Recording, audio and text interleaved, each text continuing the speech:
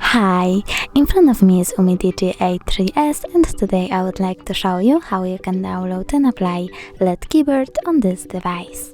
Firstly, open Play Store and download LED keyboard.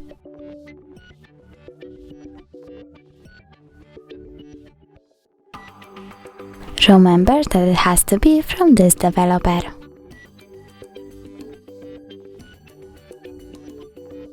Now open it.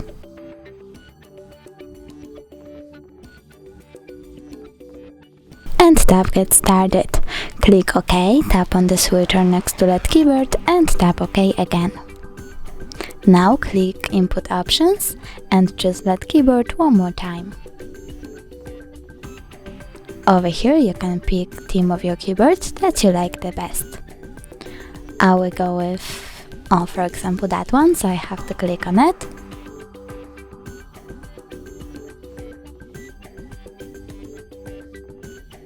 Close on it and click Download Theme. Now when I go back, I can see the theme of my keyboard has changed. Thanks so much for watching. If you enjoyed this video, don't forget to leave a like, comment and subscribe. Bye!